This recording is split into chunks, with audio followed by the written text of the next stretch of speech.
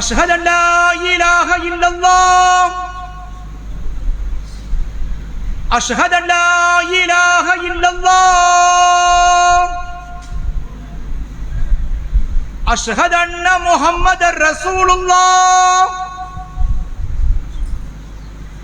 أشهد أن محمد رسول الله حي على الصلاة حي على الصلاة حي على الفلاح حي على الفلاح الله أكبر الله أكبر لا إله إلا الله.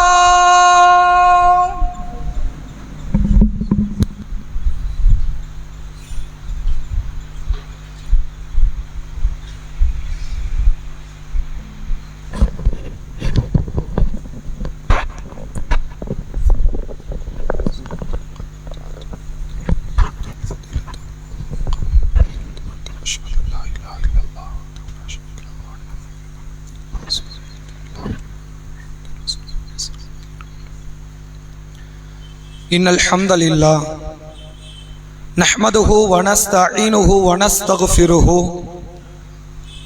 ونعوذ بالله من شرور أنفسنا ومن سيئات أعمالنا من يهده الله فلا مضل له ومن يضلله فلا هادي له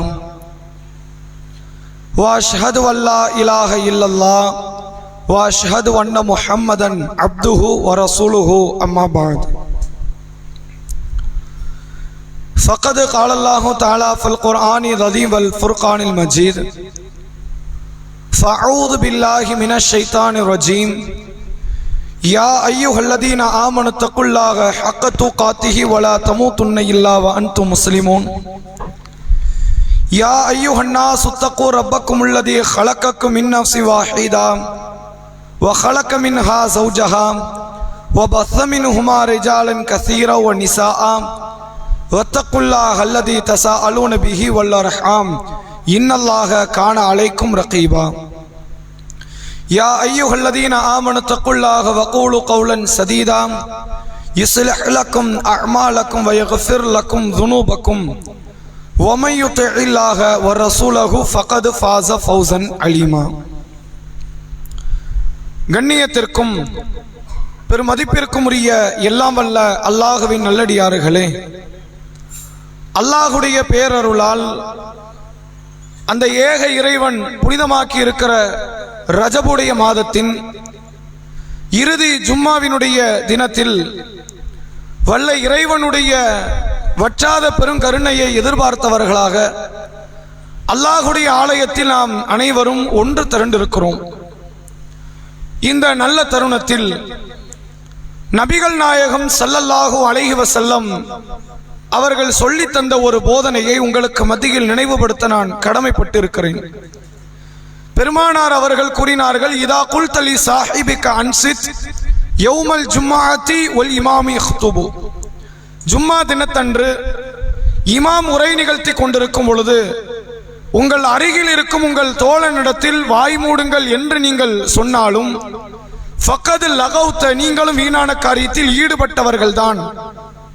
ஜும்மாவினுடைய பிரதிபலனை நலனை நீங்கள் எதிர்பார்க்காதீர்கள் என்கிற வண்ணம் அல்லாஹுடைய தூதர் அவர்கள் எச்சரிக்கை ஊட்டிய அந்த செய்தியை நாம் நமது உள்ளத்திலே ஆழ பதிந்து கொண்டு இந்த அமலில் நாம் முழுமையாக ஈடுபட வேண்டும். அன்புக்குரியவர்களே, உங்களுக்கு மத்தியில் இந்த வார ஜும்மா பிரசங்கமாக இஸ்லாமிய கண்ணோட்டத்தில் அபூர்வ துவா என்கிற தலைப்பின் கீழ் மக்கள் மத்தியிலே நடைமுறையில் இருக்கிற ஒரு மிக முக்கியமான ஒரு பிதாத்தான காரியத்தை குறித்துத்தான் நாம் இந்த வாரத்தில் அறிந்து கொள்ள இருக்கிறோம். அபூர்வ துவா என்பது காயல்பட்டின மக்களுக்கு சொல்லி கொடுக்க வேண்டிய அளவிற்கு அவசியம் அற்ற ஒரு அல்லது தெரியாத ஒரு காரியம் இல்லை. வருடா வருடம் ரஜப் என்கிற இந்த புனித மாதத்தில் தொடர்ச்சியாக புகாரி ஷரீஃப் என்கிற ஒரு நிறுவனம் அமைத்து அதன் மூலமாக சஹீ புகாரியில் இடம்பெற்றிருக்கிற 7000 சொச்ச நபிமொழிகளை அரபியில் ஒவ்வொரு நாள் காலை பொழுதில் வாசிப்பார்கள். இந்த 30வது நாள் முடியும் பொழுது அபூர்வ துவா என்கிற ஒரு காரியத்தை ஊரில் இருக்கக்கூடிய ஒரு மௌலவி தலைமை ஏற்று மக்கள் மத்தியில் ஒரு பிரபலியமான ஒரு பிரார்த்தனையில ஈடுபடுவார். பொதுவாக கூட்டு துவா என்பது மக்களால் பல ஆண்டுகளாக கடைபிடிக்கப்பட்டு கொண்டு வருகிறது. இஸ்லாம் கூட்டு துவாவை ஏற்கவில்லை, அதை அங்கீகரிக்கவில்லை. ஏனென்றால் திருமறை குர்ஆனில் சூரா அல் அஹ்ராஃப் என்ற 7வது அத்தியாயத்தின் 55வது வசனத்திலே அல்லாஹ் சொல்கிறான், உதுஉ ரப்பக்கும் ததர்ருவன் வ குஃபியா, உங்கள் இறைவனை நீங்கள் ரகசியமாக பணிவாக துவா செய்யுங்கள். அல்லாஹ்ட்ட துவா செய்ய வேண்டும் என்பது உண்மை. அந்த துவாவை நீங்கள் ரகசியப்படுத்துங்கள், பணிவாக கேளுங்கள். இன்னஹு லா யுஹிப்புல் முஹ்ததீன், கேளுங்கன்னு சொல்லிட்டு விடல, இதுதான் வரம்பு. இந்த வரம்பை யார் மீறுகிறார்களோ அவர்களை அல்லாஹ் நேசிக்க மாட்டான். துவா கேட்க வேண்டும் என்பது நல்ல காரியம். எப்படி கேட்க வேண்டும் என்பதையும் தெரிந்து கேளுங்கள், ரகசியமாக கேளுங்கள், பணிவாக கேளுங்கள் என்று அல்லாஹ் கட்டளை இடுகிறான். நபிகள் பெருமகனார் ஸல்லல்லாஹு அலைஹி வஸல்லம் அவர்கள் 23 ஆண்டு காலம் ஜமாத்தாக ஐவேளை தொழுகையை மக்கள் மன்றத்திலே நிறைவேற்றி இருக்கிறார்கள். ஒரு நாள் 2 நாள் இல்ல, 23 வருஷம். ஒரு நாளைக்கு ஐவேளை தொழுகை. இதற்கு மத்தியில் கிரகண தொழுகை, மழை தொழுகை, பெருநாள் தொழுகை, இரவு தொழுகை, வித்திரு தொழுகை என்று எத்தனையோ பல தொழுகைகளை ஜமாத்தோடு நபிகள் பெருமகனார் மக்களுக்கு நிறைவேற்றி இருக்கிறார்கள். ஐகால தொழுகையில் ஆண்கள் வந்ததை போன்று பெண்கள் வந்திருக்கிறார்கள். ஆனால் எந்த தொழுகைக்கு பிறகும் நபிகளார் மக்களிடத்தில் பிரார்த்தனை செய்தார்கள், மக்கள் முன்னிலையில செய்தார்கள், மக்கள் எல்லாம் ஆமீன் சொன்னார்கள் என்று 23 வருஷத்துல ஏதோ ஒரு தொழுகைக்கு பிறகு ரசூலுல்லாஹ் செய்தார்கள் என்ற ஒரு ஆதாரபூர்வமான நபிமொழியை கூட நீங்கள் பார்க்க முடியாது. கூட்டுதுவா என்பது இஸ்லாத்தில் இல்லை.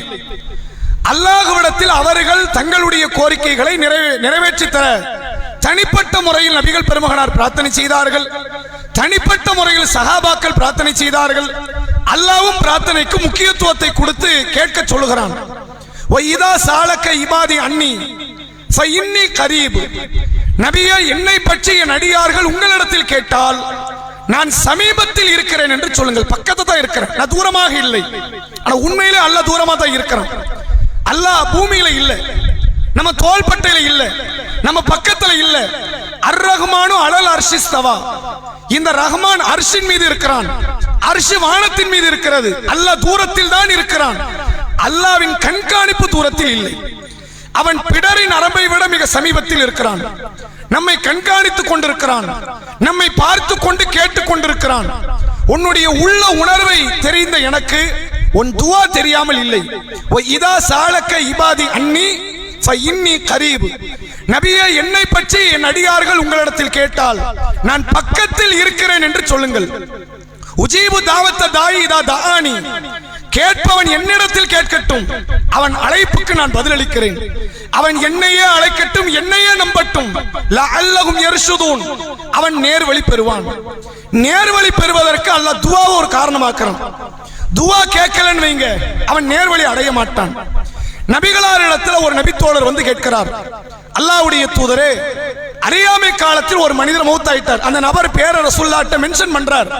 இன்ன பேர் உடைய மனிதர், இவர் மௌத்தா போயிட்டார், இஸ்லாத்துக்கு வரல, அறியாமை காலத்தில் மரணித்து விட்டார். இவர் நாளை மறுமையில் சொர்க்கத்தை அடைய, வெற்றியை அடைய ஏதாவது ஒரு வாய்ப்பு இருக்குதா அப்படின்னு கேட்கிறார். நபிகள் பெருமகனார் சொன்னாங்க, வாய்ப்பே கிடையாதுன்ட்டாங்க. அதுக்கு எந்த வாய்ப்பும் கிடையாது. 7 அதிசயம் 8 எத்தனை அதிசயம் நடந்தாலும் சரி அந்த ஆள் சொர்க்கம் போக போறது இல்லை. ஏன் போக போறது இல்ல தெரியுமா? ரசூலுல்லாஹ் காரணம் சொன்னார்கள். இவர் மரணித்த அந்த நபர் தன் வாழ்நாளில் ஒரு முறை கூட அல்லாஹ்விடத்தில் இறைவா விசாரணை நடைபெறக்கூடிய நாளில் என்னை மன்னித்து விடு கேட்கலையே. தன்னை படைச்ச ஒருத்தன் இறைவன் இருக்கிறான்ற நம்பிக்கை இல்ல, மறுமைன்னு ஒண்ணு வரப்போதுங்கிற நம்பிக்கை இல்ல, அல்லாஹ் பாவத்துக்கு குற்றம் பிடிப்பாங்கிற நம்பிக்கை இல்ல. இறைவா மன்னிச்சிருன்னு இந்த ஆள் கேட்க இல்ல, அப்புறம் எப்படி அல்லாஹ் அவரை மன்னிப்பான்? அவர் நரகவாதி தான் என்று அல்லாஹ்வுடைய ரசூல் அவர்கள் சொன்னார்கள். ஒரு மனிதன் தன் வாழ்நாளில் பிரார்த்தனையை செய்யவில்லை என்றால் அவன் நரகம் செல்லக்கூடிய அளவிற்கு மிக விபரீதமான ஒரு காரியம் பிரார்த்தனை புறக்கணிப்பது. கண்டிப்பாக எல்லா இறை நம்பிக்கையை கொண்ட அடியார்களுடைய வாழ்க்கையில் துஆ என்பது இருக்க வேண்டும்.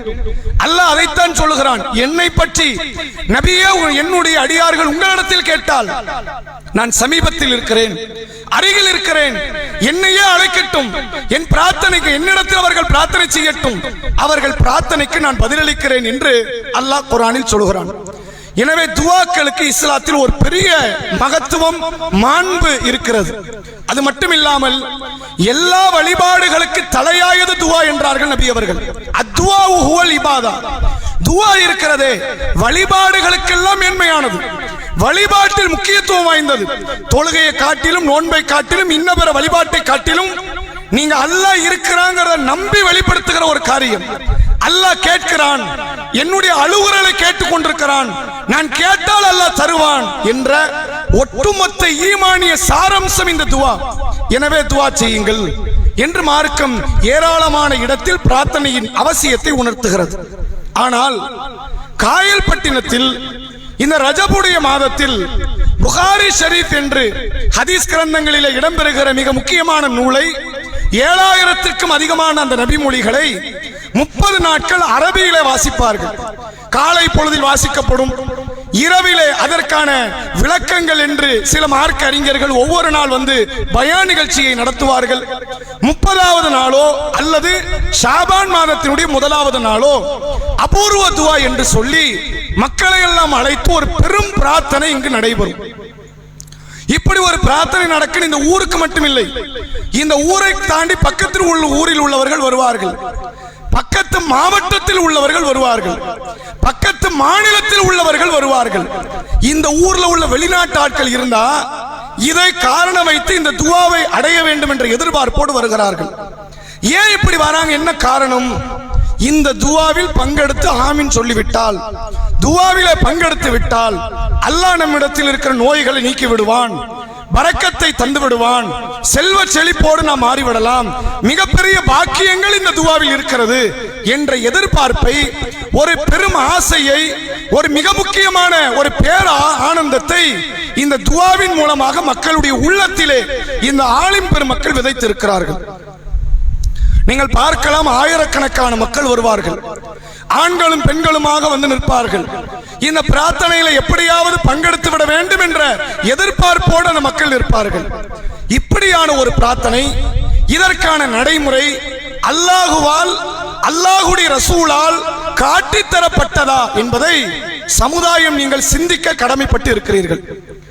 ஏன் இப்படி நாம இதை விமர்சனம் செய்ய வேண்டும்? அவர் பாட்டுக்கு நடத்திட்டு போட்டுமே அப்படின்னா, இஸ்லாமிய மார்க்கத்தின் அடிப்படை வேறு. நாம உணர்ந்து வைத்த இஸ்லாம் எப்படிப்பட்டது அப்படின்னு கேட்டா, யாருனாலும் எதனாலும் உருவாக்கலாம், யாருனாலும் எதைனாலும் செய்யலாம், யாரும் எதையும் கேட்க முடியாது, இஷ்டப்படி நடந்து கொள்ளுங்கள் என்று இந்த மார்க்கத்தை நாம் கற்பனை செய்து வைத்திருக்கிறோம். ஆனால் உண்மையில் அந்த மார்க்கம் அப்படிப்பட்டது இல்லை. அல்லாஹ் குர்ஆனில் சூரா சுமரின் ஆரம்ப வசனத்திலே பேசுகிறான், அலா லில்லாஹி தீனுல் காலிஸ். மக்களை கவனத்தில் கொள்ளுங்கள், தூய்மையான இந்த மார்க்கம் அல்லாஹ்வுக்குரியது. குர்ஆன் சொல்கிறது, இன்ன தீன இன்தல்லாஹில் இஸ்லாம். அல்லாஹ்விடத்தில் மார்க்கம் என்றால் அது இஸ்லாம் மட்டும்தான். குர்ஆன் சொல்லுகிறது, ஆல் இம்ரானினுடைய 19வது வசனம். அதே போன்று அல்லாஹ் சொல்கிறான், வமை யப்தகி கைரல் இஸ்லாமி தீனா. இஸ்லாம் அல்லாத மார்க்கத்தை உங்களில் யாரேனும் ஏற்படுத்தி கொண்டால் ஃபலா யுக்பல மின்ஹு, உங்களிடத்தில் இருந்து நன்மைகள் ஏற்கப்படாது. வஹும் ஃபில் ஆখিরাতি மினல் காசிரின், மறுமையில் நீங்கள் நஷ்டவாளிகளாக இருப்பீர்கள் என்று அல்லாஹ் சொல்கிறான். அல் யௌம அக்மல்து லக்கும் தீனக்கும், 5வது அத்தியாயம் 3வது வசனம். இன்றைய நாளில் இந்த மார்க்கத்தை நாம் முழுமைப்படுத்தி விட்டோம். வ அத்மம்து அலைக்கும் நியாமத்தி, என் அருளை இதில் நாம் பரிபூரணப்படுத்தி விட்டோம். ஒரு ரதீத்து லக்குமுல் இஸ்லாம தீனா, இஸ்லாத்தை மார்க்க நெறியாக நாம் பொருந்திக் கொண்டோம். அல்லாஹ் ஒரு இடத்தில் சொல்கிறான், தூய்மையான மார்க்கம் எனக்குரியதுங்கிறான். என்கிட்ட மார்க்கனால இஸ்லாம்ங்கிறான். இஸ்லாத்தை தவிர வேற எதையா கடைபிடிச்சு வந்தா உனக்கு நன்மை இல்லைங்கிறான், நீ நஷ்டவாளிங்கிறான். நான் மார்க்கம்னு ஒண்ணு ஏத்துக்கிட்டா இஸ்லாத்தை மட்டும்தான் ஏத்துக்குவேங்கிறான். இறைவன் இஸ்லாத்தை தனக்குரியது என்று உரிமை கொண்டாடுகிறான். வானம் அல்லாஹ்வுக்குரியது, பூமி அல்லாஹ்வுக்குரியது. அல்லாஹ் குர்ஆனில் சொல்கிறான், லில்லாஹி மா ஃபீஸ் ஸமாவாத்தி வ மா ஃபில் அர்த். வானத்தில் உள்ளதும் பூமியில் உள்ளதும் அல்லாஹ்வுக்கு சொந்தம், வானத்துக்கு மத்தியில் உள்ளதும் அல்லாஹ்வுக்கு சொந்தம். இதுல யாராவது பங்காளியாக ஒருவர் வருவாரே ஆனால் அவர் அல்லாஹ்வுக்கு தன்னை இணை கற்பித்ததாக அர்த்தம். அது ஷிர்க் தானே. என்னவான அல்லாஹ்வுக்கு சொந்தங்கிறிய, இல்ல எனக்கு சொந்தம், அப்ப இவன் அல்லாஹ்வுக்கு நிகராக தன்னை கற்பனை செய்கிறான் என்று அர்த்தம். என்ன பூமி அல்லாஹ்வுக்குங்கிறீங்க, எனக்கு சொந்தம் இருக்கு, அல்லாஹ்வுக்கு நிகராக இவன் தன்னை கற்பனை செய்கிறான் என்று அர்த்தம். அப்ப மார்க்கம் அல்லாஹ்வுக்குரியதுங்கிற அல்லாஹ் இல்ல, நான் ஏன் இஷ்டப்படி இந்த மார்க்கத்தை வளைப்பேன், நெளிப்பேன், என் இஷ்டப்படி இந்த மார்க்கத்தை கட்டமைப்பேன் என்றால் தன்னை அல்லாஹ்வாக அவர் கற்பனை செய்கிறார் என்று அர்த்தம். அவர் வார்த்தையில சொல்லல, நான் அல்லாஹ்வா, அல்லாஹ் பாதுகாக்கணும், நான் அப்படி சொல்லுவேனா, அவர் அப்படி சொல்லல. இது அதைத்தான் உணர்த்துகிறது. அவர் தன்னைத்தானே அல்லாஹ் என்பதை போன்று எண்ணிக்கொள்கிறார். அதுக்கு குர்ஆனில் ஒரு அற்புதமான ஒரு வசனத்தை பாருங்கள். சூரா யூனுஸ் என்ற 10வது அத்தியாயத்தின் 15வது வசனம். நபிகளார் காலத்தில் வாழ்ந்த காஃபிர்களில் ஒரு சாரார் நபிகள் பெருமகனார்ட்ட வராங்க. வந்து என்ன கேட்கிறாங்க? அல்லாஹ் குர்ஆன்ல சொல்றான், வைதா துத்லா அலைஹிம் ஆயாத்துனா பையினாத். நபியே, நம்முடைய தெளிவான வசனங்கள் அவர்களுக்கு எடுத்து சொல்லப்பட்டால் காலல்லதீன லா யர்ஜூன லிகானா, நம்முடைய சந்திப்பை மறுத்தவர்கள், ஏற்க மறுத்தவர்கள் சொல்லுகிறார்கள், இத்தி பிகுர்ஆனின் கைரி ஹாதா, முஹம்மதே, இந்த குர்ஆன் எங்களுக்கு வேண்டாம், வேற குர்ஆனை கொண்டு வாருங்கள், அதை நாங்கள் ஏற்றுக்கொள்கிறோம். அவ் பத்தில்ஹு, அல்லது இதை மாத்தியாவது தரீங்களா? எப்படி கேட்டா, இஸ்லாத்துக்கு வரும், அல்லாஹ்வை ஏத்துக்கிறோம், நபி ஆகிய உங்களை ஏற்றுக்கொள்கிறோம், மறுமையை ஏற்கிறோம், சொர்க்கத்தை ஏற்கிறோம், நரகத்தை ஏற்கிறோம். ஒரே ஒரு டிமாண்ட், இந்த குர்ஆன் வேண்டாம், வேற குர்ஆனை கொண்டு வாங்க, இல்ல இதைத்தான் கடைபிடிக்கணுமா, எங்களுக்கு பிடிக்காத சில சட்டம்லாம் இருக்கு, மாத்தி தாங்க, இஸ்லாத்துக்கு வருகிறோம் என்று கோரிக்கை வைத்தார்கள்.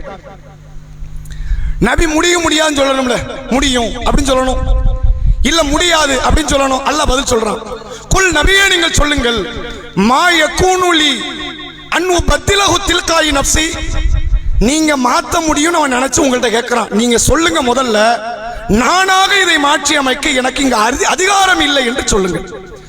மாத்தலாமா வேண்டாமாங்கிறது வேற, யாருக்கிட்ட வந்து கேட்கணும், அவன் ஏன்டல கேட்டிருக்கணும், யா அல்லாஹ், இந்த சட்டம் எல்லாம் எங்களால் தாங்க முடியாது இறைவா, சட்டத்தை மாற்றித்தா இறைவா, நீ ஏன்ட்ட கேட்டிருக்கணும். இவர் ஏதோ மாத்துவாரு, இவருக்கு ஏதோ அதிகாரம் இருக்குன்னு உங்கள்கிட்ட வந்து அவன் கேட்கிறான். நீங்கள் சொல்லுங்கள், இதை நானாக மாற்றி அமைக்க எனக்கு அதிகாரம் இல்லை என்று சொல்லுங்கள். உங்களுக்கு அதிகாரம் இல்லைன்னு மட்டும் இல்லை, நீங்க கடைபிடிக்கிறத இதைத்தான் கடைபிடிக்கணும், அதையும் சொல்லுங்க. இன் அத்தபியு இல்லாமா யூஹா இலைய, எனக்கு எது அறிவிக்கப்படுகிறதோ அதை தவிர வேறு எதையும் நான் கடைபிடிக்க மாட்டேன் என்று நபியே சொல்லுங்கள். சிலபஸ்ல உங்களுக்கு தனி கிடையாதுங்கிறான். இவர் லீடர், இவர் தலைவர், அவர் இஷ்டப்படி நடந்துகிட்டோம், நீங்க மட்டும் ரூலை ஃபாலோ, அந்த வேலையே கிடையாது. லீடரா இருந்தாலும் தலைவராக இருந்தாலும் உங்களுக்கு என்ன சட்டமோ அதுதான் இவருக்கும் சட்டம். நீங்கள் எதை கடைபிடிக்கணுமோ அதைத்தான் இவரும் கடைபிடிக்கணும். நபியே, தொடர்ச்சியாக சொல்லுங்கள், இன்னி அகாஃபு இன் அஸைது ரப்பி அதாப யௌமின் அதீம், நான் ஒருவேளை அந்த அல்லாஹ்வுக்கு மாறு செய்தால் மகத்தான நாளின் தண்டனைக்கு பயப்படுகிறேன் என்று சொல்லுங்கள். அவன் சொன்னான்னு நீங்க ஆயத்தை மாத்த முடியாது, மாத்தினா நான் உங்களை உண்டு இல்லை என்று ஆக்கி விடுவேன், சும்மா விட்டுவிட மாட்டேன் என்று அல்லாஹ் நபிகள் பெருமகனாருக்கு ஒரு பெரும் எச்சரிக்கை பதிவாக இந்த வசனத்தில் சொல்லுகிறான். என்ன சொல்ல வருது தெரியுமா? இஸ்லாம் நபி எதை வாங்குகிறாரோ அதை மக்கள்கிட்ட கொடுப்பார். மக்கள் நபியிடத்திலிருந்து எதை பெற்றார்களோ அப்படியே கடைபிடிக்கணும். அது உங்களுக்கு குறை மாதிரி தெரியலாம், ஒண்ணும் இல்லாத மாதிரி தெரியலாம், அல்லது இதை விட அதிகமாக செய்தால் நல்லா இருக்குங்கிற மாதிரி தோணலாம். எதையுமே மனசுல போடக்கூடாது. என் தூதர் எந்த பாதையில் சென்றாரோ அதே பாதையில் செல்லணும். அதற்கு மாற்றமாக மார்க்கத்தில் நீங்கள் ஒன்றை உண்டாக்கினால் அது இஸ்லாமாக பார்க்கப்படாது, புதிய மார்க்கமாக பார்க்கப்படும்.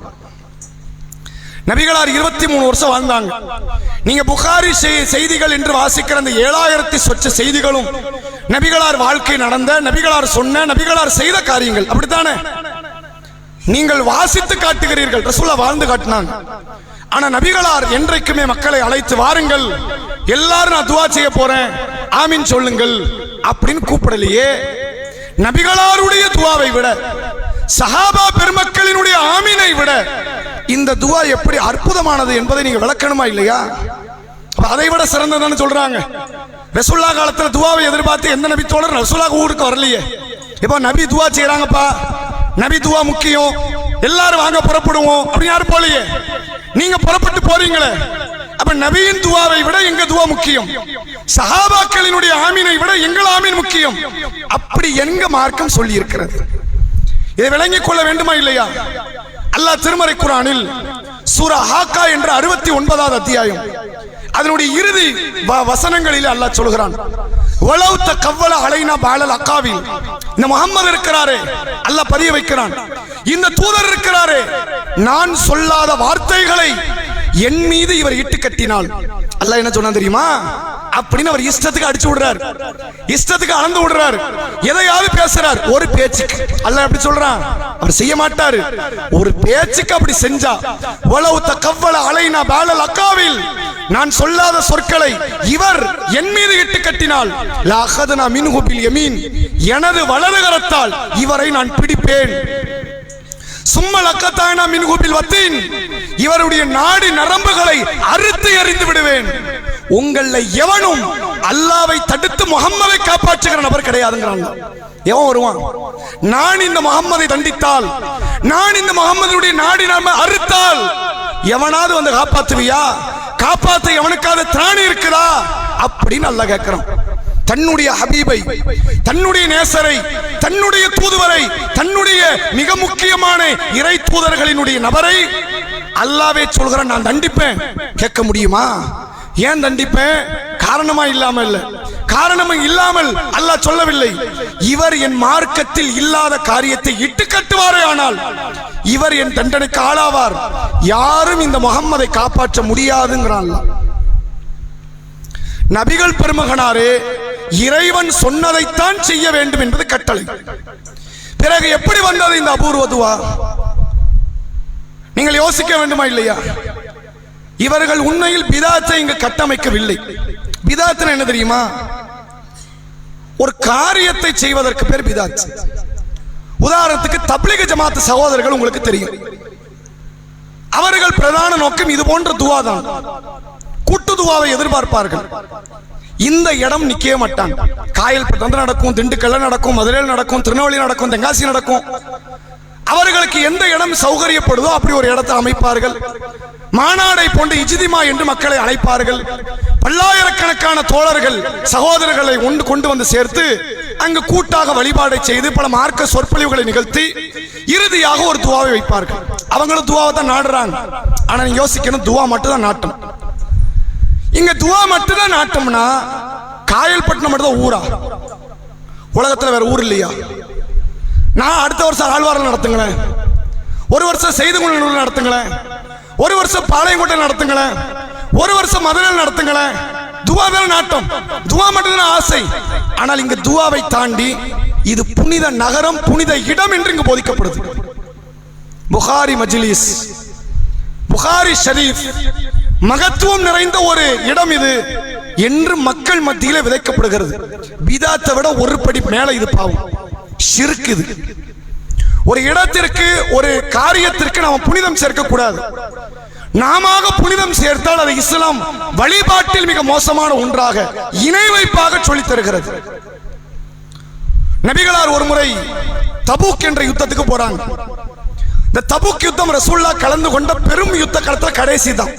ரசூலுல்லாஹ் கலந்துகிட்ட நிறைய பெரிய யுத்தம் இருக்குல்ல, பத்ர், உஹத், ஹந்தக், ஹுனைன், ஹைபர், அந்த வரிசையில தபூக் தான் கடைசி. அதுக்கடுத்து பெரிய யுத்தத்தில் ரசூலுல்லாஹ் கலந்து கொள்ளவில்லை, மௌத்தாயிட்டாங்க நபி அவர்கள்.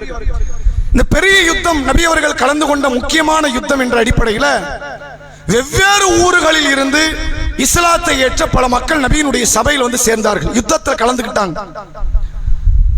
பல மக்கள் அப்படி பல மக்களோடு செல்லும் பொழுது வழியில் தாத்துல் அன்வாத் என்ற ஒரு மரத்தை சஹாபாக்கள் பார்க்கிறார்கள். அது என்ன மரம்? நம்ம ஊர்ல வச்சிருப்பாங்களா கொடி மரம், அது அந்த ஊரு கொடி மரம். நம்ம ஊரு கொடி மரத்தை நீங்க பாருங்க, மரம்னா சாதாரண மரம் தானேங்க. கொடி மரத்தில் இருக்கிற வேப்ப மரமும் என் வீட்டுல இருக்கிற வேப்ப மரம் ஒண்ணு தானே. அது மட்டும் 24 மணி நேரத்துக்கு பதிலாக 28 மணி நேரம் ஆக்சிஜன் தரப்போகுது கிடையாது. இல்ல, என் வீட்டு வேப்ப மரத்தை சாப்பிட்டா கசக்கும், ஓ வீட்டு அந்த கொடி மரத்து வேப்ப மரத்தை சாப்பிட்டா இனிக்குமா? எல்லா மரம் ஒண்ணு தானே. ஆனா கொடி மரத்துக்கு மட்டும் தனி மகத்துவம் இருப்பதாக பார்ப்பார்கள். சரியா? அதே மாதிரி தாத்துல் அன்வாத் என்ற இந்த மரம் இந்த மரத்தில் எதிரிகள், அன்றைய கால யுத்தத்திற்கு செல்லக்கூடிய மக்கள் யாராக இருந்தாலும் சரி, அந்த மரத்தில் தங்கள் ஆயுதத்தை தொங்க விடுவார்கள். ஆயுதத்துக்கு தனி ஒரு ஆற்றல் இறங்குகிறது என்று நம்புவார்கள். அப்புறம் ஆயுதத்தை எடுத்துட்டு போயிட்டாங்க நீங்க, அப்படி வீர தீரமா சண்டை போட்டுருவாங்க, வெற்றி கிடைச்சிரும் அப்படின்னு ஒரு நம்பிக்கை. வெற்றி நம்ம முயற்சியிலே கிடையாது. அத அல்லாஹ் உஹது யுத்தத்திலே காட்டிட்டான். வெற்றி எதுல இருக்கு? உங்க கூட்டத்தை ஆள் பலத்தில் இருக்குதா? கிடையாது. ஆள் பலத்தில் இருந்துச்சுன்னா ஹுனைனில் நீங்கள் தோல்வி விட்டுருக்க கூடாது. அல்லாஹ் பெரிய அடியை கொடுத்தான். என் கிட்ட மட்டும்தான் வெற்றி இருக்குங்கிறான்ல. அப்ப வந்த தோழர்கள் ஒரு சாரார் கேட்கிறார்கள், அல்லாஹ்வுடைய தூதரே, அவர்களுக்கு தாத்துல் அன்வாத் இருப்பதை போன்று எங்களுக்கு ஒரு தாத்துல் அன்வாத்தை தாருங்கள் அப்படிங்கிறாங்க. இந்த கூட்டு பிரார்த்தனை இருக்குல்ல, இது மாற்று மத கலாச்சாரம். அவர்களுக்கு இருப்பதை போன்று நீங்க உருவாக்குனீங்களா? அவர்களுக்கு புனித ஸ்தலத்தை போன்று நீங்க உருவாக்குனீங்களா? சஹாபாக்கள் கேட்கிறாங்க, எங்களுக்கு ஒரு தாத்துல் அன்வாத் வேண்டும். அந்த மரத்தை நாங்கள் எங்க கத்தி கம்பளம் போடுவோமா இல்லையா? அதுல ஆற்றல் இறங்குமா இல்லையா? அல்லாஹ்வுடைய தூதரே, எங்களுக்கு ஒரு மரத்தை ஏற்படுத்தி தாருங்கள் என்று கேட்டார்கள். நபிகள் நாயகம் ஸல்லல்லாஹு அலைஹி வஸல்லம் அவர்கள் பதிலளிக்கிறார்கள், அப்படியா? நீங்க கேட்ட கேள்வி எப்படி இருக்கு தெரியுமா? யூதர்கள் தங்கள் நபிமார்களாகிய மூசா நபியிடத்தில் அவர்களுக்கு பல தெய்வம், எங்களுக்கு ஒரு தெய்வமா என்று கேட்ட மடமைத்தனமான கேள்வியை போன்று உங்க கேள்வி இருக்கு. இதை உடைக்க வந்த மார்க்கம் இஸ்லாம். புனிதமெல்லாம் கிடையாது. மரம் மரம் தான், கல்லு கல்லு தான், கம்பு கம்பு தான், மண்ணு மண்ணு தான். கடவுளுங்கிற மேல இருக்கிறான். ஒரு நாள் மண்ணோ கல்லோ மரமோ மண்ணாங்கட்டியோ அது கடவுள் ஆகாது என்று போதிக்க வந்த இந்த மார்க்கத்தில் அவனுக்கு இருக்கிற மாதிரி எனக்கு தான்னா, நாளைக்கு அவனுக்கு சிலை இருக்குது, நீ அல்லாஹ்க்கு சிலையை கட்டான்னு கேட்ப போலியே. அப்படித்தானே கொண்டு வரும். நீங்கள் கேட்ட கேள்வி யூதர்கள் கேட்ட கேள்வியை போன்று இருக்கிறது என்று நபி அவர்கள் சொன்னார்கள். இஸ்லாத்துல என்ன இல்ல? ஒரு இடத்துக்கோ, ஒரு மரத்துக்கோ, ஒரு நேரத்துக்கோ, ஒரு சூழ்நிலைகளுக்கோ, ஒரு பள்ளிக்கோ புனிதம் இல்லை. அல்லாஹ் ரசூல் சொல்லி தந்த புனிதத்தை தவிர. அல்லாஹ் ரசூல் சொல்லி தந்தா உண்டு. காபாவுக்கு உண்டு, மஸ்ஜித் நபவிக்கு உண்டு, மஸ்ஜிதுல் அக்ஸாக்கு உண்டு. அல்லாஹ் ரசூல் சொன்னார்கள். இது அல்லாஹ் ரசூல் சொன்னதா? நீங்கள் அபூர்வ துவா என்று சொல்லி மக்களை அழைத்து மக்களை ஏமாற்றுகிற காரியம். அவங்கள என்ன நினைக்கிறாங்கன்னா, பெரிய பாக்கியம் கிடைச்சிரும். அந்த மக்களை வழிகாட்டுக்கு அழைத்து செல்வது, நரக பாதாளத்திற்கு இழுத்து செல்வது. நபிகள் பெருமகனார் சொன்ன ஒரு வார்த்தையை சொல்லி என் உரையை நிறைவு செய்கிறேன். நபிகளார் சொன்னார்கள், மக்களே, இந்த இடத்தில் அல்லாஹ் கல்வியை எப்படி அகற்றுவான் தெரியுமா? கல்வியாளர்களை அகற்றுவதன் மூலம் கல்வி அகற்றுவான். அல்லாஹ் என்ன செய்வான்? கல்வி ஒரேடி எடுத்துட மாட்டான். யார் மார்க்கத்தை படித்து சத்திய கருத்தை சொல்லுகிறார்களோ அவங்க உயிரை பறித்துக் கொண்டே வருவான். கல்வியாளர்கள் குறைந்து விடுவார்கள் இந்த சமுதாயத்தில். பிறகு முட்டாள்களை தங்கள் தலைவர்களாக இவர்கள் ஆக்கிக் கொள்வார்கள். முஸ்லிம் சமுதாயம் யாரை ஆக்குவார்கள்? முட்டாள்களை ஆக்குவார்கள். நான் சொல்லல, ரசூலுல்லாஹ் சொல்றாங்க. முட்டாள்களை தங்கள் தலைவர்களாக இந்த மக்கள் ஆக்கிக் கொள்வார்கள். அவர்களிடத்தில் மார்க்க தீர்ப்பு கேட்கப்படும். அவர்கள் மார்க்க தீர்ப்பை கொடுப்பார்கள். அவர்களும் வழிகட்டு மக்களையும் வழிகெடுப்பார்கள். அத்தகைய வழிகேட்டை தான் இன்றைக்கு அபூர்வ துவான்னு ஒரு சாயலை பூசுறாங்க. சாதாரண துவான நான் தான் சுஜூதுல கேட்கிறேன்னு வந்துரும், நான் தான் தஹஜ்ஜத்ல கேட்கிறேனே, நான் தான் தனியா கேட்கிறேனே. இல்ல, இந்த துவா ஒரு அபூர்வ துவா. அதுல ஒரு தனி ஸ்பெஷல் இருக்கு, ஒரு தனி பரக்கத்து இருக்கு. ரசூலுல்லாஹ் பரக்கத்துள்ள பல துவா சொன்னாங்க. என்ன துவா? பெருநாள் தொழுகைக்கு பிறகு துவா செய்ய சொன்னாங்க, தஹஜ்ஜத்துடைய நேரத்தில் துவா செய்ய சொன்னாங்க, சுஜூதுல துவா செய்ய சொன்னாங்க, தொழுது முடித்து விட்டு துவா செய்ய சொன்னாங்க. அது உண்மையில் மார்க்கம் சொன்ன அபூர்வ துவா. ஆனால் இவர்கள் காட்டுகிற, கட்டமைக்கிற, கட்டி எழுப்புகிற இந்த அபூர்வ துவா என்ற கட்டிடம் இஸ்லாம் சொல்லாத ஷிர்காலும் பிதாத்தாலும் உண்டாக்கப்பட்ட ஆலயம். நீங்கள் புரிந்து கொள்ளுங்கள், இவர்கள் மக்களை வழிகெடுக்கிறார்கள், மக்களை நரகத்தினுடைய பாதை நோக்கி இழுத்துச் செல்கிறார்கள்.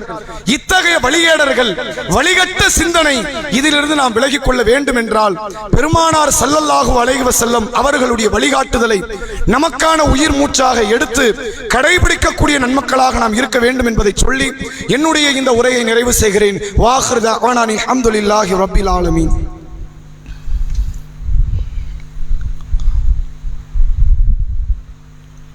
நஹ்மதுஹு வ நுஸல்லி அலா ரசூலின் கரீம். அம்மா பாத். கொஞ்சம் முன்னாடி வாங்க, வெளியே நிற்கிறாங்க, கொஞ்சம் முன்னாடி ஒதுங்கி வாங்க. பின்னாடி இருக்கிறவங்க தான் கொஞ்சம் முன்னாடி வரும். அன்புக்குரிய சகோதர சகோதரிகளே,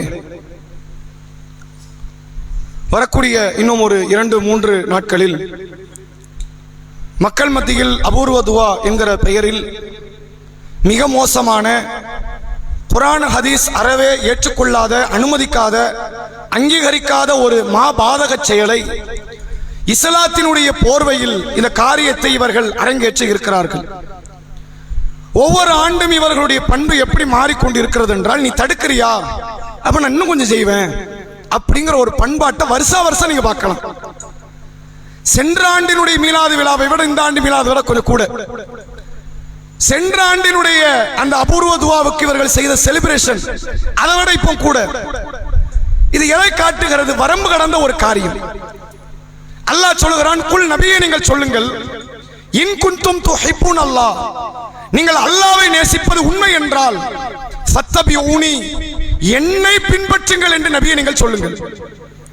அல்லாஹ்வை நேசிக்கிற எவனாக இருந்தாலும் அவன் இந்த தூதருக்குத்தான் வரணும், வேற வழி இல்லை, வேற போக்கிடவே கிடையாது. நபிமார்களை கைவிட்டவன் நரகவாசிதான். நபி கிட்ட வாங்குறான்ல, யுஹிப்புக்குமுல்லாஹ், அல்லாஹ் உங்களை நேசிப்பான், வயக்ஃபிர் லக்கும் துனூபக்கும், உங்கள் பாவங்களை மன்னிப்பான், வல்லாஹு கஃபூருர் ரஹீம், அல்லாஹ் மன்னிப்பவன், நிகரில்லா பேரன்புடையவன். சூரா ஆல் இம்ரானினுடைய 31-32 வசனம். தொடர்ச்சியாக அல்லாஹ் சொல்கிறான், அத்தியுல்லாஹ் வ அத்தியுர் ரசூல், அல்லாஹ்வுக்கு கீழ்ப்படியுங்கள், அல்லாஹ்வுடைய ரசூலுக்கு கீழ்ப்படியுங்கள். கீழ்ப்படிவதென்றால் அவர் சொன்னதை செய்யணும், சொல்லலைன்னா வாய முடியணும். இங்க எக்ஸ்ட்ரா கேள்வியே கிடையாது. மார்க்கத்தில் புதிய காரியங்களை உண்டாக்குவதற்கான அவசியம் கிடையாது. நீங்கள் ஒன்றை உண்டாக்கினால் அல்லாஹ் இதுல குறை வச்சான்னு அர்த்தம். ஒரு காரியத்தை உண்டாக்குறீங்கன்னு என்ன அர்த்தம்? அல்லாஹ்க்கு சொல்ல தெரியல, ரசூலுல்லாஹ் மறந்துட்டாங்க, ரசூலுல்லாஹ் விட்டுட்டாங்க, சஹாபாக்களுக்கு இந்த நேர்வழி கிடைக்கல, எங்களுக்கு தான் கிடைத்தது என்று நீங்கள் உண்டாக்குவதை போன்று. அல்லாஹ் கேட்கிறான், குல் அத்துஅல்லிமூனல்லாஹ பிதீனிக்கும், நபியே அந்த மக்களிடத்தில் கேளுங்கள், அல்லாஹ்வுக்கு ஓ மார்க்கத்தை நீ சொல்லி கொடுக்கிறியா? யார் யாருக்கு சொல்லி கொடுக்கணும்? அல்லாஹ் சொல்லுவான், நாம கேட்கணும். இது நமக்கு மட்டும் இல்ல, அல்லாஹ்வுடைய நண்பர்னு ஒருத்தர் பேர் வாங்கினார். கலீலுல்லாஹ் என்ற பெயரை பெற்ற இப்ராஹிம் அலைஹிஸ்ஸலாம் அவர் கேட்கிறார் அல்லாஹ்விடத்தில், ஓ அரினா மனாசிகனா வதுப் அலைனா இன்னக அன்த தவ்வாபுர் ரஹீம், யா அல்லாஹ் காபாவை கட்டிட்டோம், நீ சொன்னபடி நானும் என் மகன் இஸ்மாயிலும் காபாவை கட்டிட்டோம், எப்படி வழிபட வேண்டும் என்பதை சொல்லித்தான். எங்களுக்கு தெரியாது. இவர் அல்லாஹ்வுடைய நண்பர், அல்லாஹ்வுடைய தூதர், அல்லாஹ்விடத்தில் சொர்க்கத்தை அடையக்கூடியவர், மறுமையில் முதலில் ஆடை அணிவிக்கப்படுகிற நபர். காபாவை கட்டிட்டு அல்லாஹ்ட்ட கேட்கிறாரு, அரீனா மனாசிக்கனா, இந்த காபாவை எப்படி வழிபடணும் யா அல்லாஹ், நீ சொன்னா செஞ்சிருவோம். அவரால் அவர் வழிபாட்டை உருவாக்க முடியாத இடத்தில் இறை தூதர். ஆனால் இவர்கள் தங்களுடைய வழிபாட்டை உண்டாக்குகிறார்கள், அதை கட்டமைக்கிறார்கள் என்றால் இது வழிகேடா இல்லையா? அல்லாஹ் சொல்கிறான், அத்தியுல்லாஹ் வ அத்தியுர் ரசூல், அல்லாஹ்வுக்கு கீழ்ப்படியுங்கள், அல்லாஹ்வுடைய ரசூலுக்கு கீழ்ப்படியுங்கள். ஃபஇன் தவல்லவ், நீங்கள் புறக்கணித்தால் தெரிந்து கொள்ளுங்கள், நீங்கள் புறக்கணித்தால் ஃபஇன்னல்லாஹ லா யுஹிப்புல் காஃபிரின், அத்தகைய காஃபிர்களை அல்லாஹ் நேசிக்க மாட்டான். நீ காஃபிர் அப்படி நான் சொல்லல, குர்ஆன் சொல்லுகிறது. யாரை பார்த்து சொல்லுகிறது? இறைவனின் வார்த்தை மூளையில வை, இறைவனின் தூதரின் வார்த்தை மூளையில வை. எங்கள் ஆலிம் பெருமக்கள், எங்கள் முன்னோர்கள், எங்கள் ஊர், எங்கள் சமுதாயம், எங்கள் வழிபாடு எங்களுக்கு எதை காட்டி தருகிறதோ அது போதும்னு சொல்றவன் இவன் முஸ்லிம் வேடம் இடுகிறான், இவன் காஃபிர் என்று குர்ஆன் சொல்லுகிறது. மிக பெரும் வழிகேடு. இத்தகைய வழிகேட்டில் நாம் பங்கெடுக்க கூடாது, அதை விட்டு விலகிக் கொள்ள வேண்டும். உங்களுடைய உற்றார் உறவினர்கள் இது பாக்கியம், பரக்கத்து, புனிதம் என்றெல்லாம் நினைத்து மடமைத்தனமாக அந்த காரியத்திலே ஈடுபடுவார்களே, ஆனால் அவர்களுக்கு குர்ஆனுடைய ஆயத்தை, நபிகளாருடைய பொன்மொழிகளை எடுத்துச் சொல்லி இத்தகைய பெரும் பாதிப்பில் இருந்து, அதல பாதாளத்தில் இருந்து அவர்களை நீங்கள் விடுவித்து விடுங்கள். ஒன்றை தெரிந்து கொள்ளுங்கள், எந்த அளவிற்கு சத்தியத்திற்காக வேண்டி போராட்டம் நடக்கிறதோ அசத்தியத்திற்காகவும் போராட்டம் நடக்கும். ஷைத்தான் போராடி கொண்டிருப்பான், இப்லீஸ் போராடி கொண்டிருப்பான், இந்த கூட்டமும் போராடி கொண்டே இருக்கும். விடவே மாட்டோம். நரகமே கிடைச்சால் நாங்கள் இதை விட மாட்டோம், கைவிட மாட்டோம் என்ற ஒரு எதிர்பார்ப்பு இந்த மக்களிடத்தில் இருக்கும். ஒரு காரியம் பல ஆண்டுகள், பல நூறாண்டுகள் மக்களால் செய்யப்படுவதனால் அது நேர்வழி என்று ஆகிவிடாது. ஆகையினால் அதை உணர்ந்து செயல்படக்கூடிய நன்மக்களாக இருக்க வேண்டும். இறுதியாக ஒரு அறிவிப்பு. வரக்கூடிய சனி போய் அடுத்த சனிக்கிழமை 24ஆம் தேதி நம்முடைய பள்ளிவாசல் சார்பாக இரத்த தான முகாமை நாம் ஏற்பாடு செய்கிறோம். வரக்கூடிய குடியரசு தினத்தை முன்னிட்டு. காரணம், இந்திய நாட்டினுடைய சுதந்திரத்திற்கு உயிராலும் பொருளாதாரத்தாலும் பெரும் தியாகத்தை தன் சதவீதத்திற்கும் அதிகமாக கொடுத்தவர்கள், இழந்தவர்கள் முஸ்லிம்கள். அதை இனிமேலும் கொடுப்போம் என்பதை நினைவூட்டுவதோடு மக்கள் மத்தியில் மனிதாபிமான உணர்வை உலகத்திற்கே கற்றுத்தந்த ஒரு மார்க்கம் இஸ்லாம் என்பதை பாடம் நடத்துகிற விதமாகத்தான் நம்ம சுதந்திர தினத்திலும் செய்தோம். அதை இப்போ குடியரசு தினத்திலும் அதாவது குடியரசு தினம் வைக்க வாய்ப்பில்லை. அது விடுமுறை நாள் இல்லாத காரணத்தினால், மக்களுக்கான வியாபாரத்திற்குரிய நாளாக இருப்பதனால் சனிக்கிழமை நாம் நம்முடைய பெரிய நெசவு தெருவில் உள்ள ஹாமிதியா தைக்காவில் வைத்து ஏற்பாடு செய்திருக்கிறோம். கண்டிப்பாக அனைத்து சகோதர சகோதரிகளும் வாய்ப்பு இருப்பவர்கள் இரத்த தானத்தை கொடுங்கள். சமீபத்தில் நம்முடைய ஜமாத்தின் சார்பாக கொடுக்கப்பட்ட இரத்த தானத்தின் மூலமாக மக்களுக்கு, அதாவது ஜமாத்தினுடைய நிர்வாகிகளுக்கு, அதை சார்ந்த மக்களுக்கு விருதுகள் வழங்கப்பட்டது. ஏறத்தாழ பல்லாயிரக்கணக்கான உயிர்கள், 2000க்கும் அதிகமான உயிர்கள், இவர்கள் தமிழ்நாடு தௌஹீத் ஜமாத்து கொடுக்கப்பட்ட இரத்தத்தின் மூலமாக உயிர் காக்கப்பட்டு இருக்கிறது என்பதை அரசின் மூலமாக அதை சம்பந்தப்பட்ட துறை சார்ந்தவர்கள் கொடுத்த தகவலை பார்க்க முடிகிறது. இப்படி எல்லா அமைப்புகளும் செய்கிறது. நாமும் அல்லாவுக்காக மறுமை நன்மை பார்த்து இதை செய்து கொண்டிருக்கிறோம். திருச்செந்தூரினுடைய மருத்துவமனையிலிருந்து தொடர்ச்சியாக நம்முடைய ஜமாத்தை அழைக்கிறார்கள். காரணம், இரத்தத்தை கொடுக்கக்கூடிய நிலையில் உள்ள மக்கள் என்பது மிக குறைந்து இருப்பதை நாம் பார்க்கிறோம். ஆகையினால் இது உடலுக்கு கேடானது கிடையாது, கண்டிப்பாக உடலுக்கு ஆரோக்கியம், மறுமைக்கும் ஆரோக்கியம் என்பதை புரிந்து அனைத்து சகோதரர்களும் சகோதரிகளும் இரத்தம் கொடுப்பதற்காக முற்படுங்கள் என்பதை சொல்லி என்னுடைய உரையை நிறைவு செய்கிறேன். வாஹிர் தஅவானா அல்ஹம்துலில்லாஹி ரப்பில் ஆலமீன். அஸ்ஸலாமு அலைக்கும் வரஹ்மத்துல்லாஹி வபரகாத்துஹு.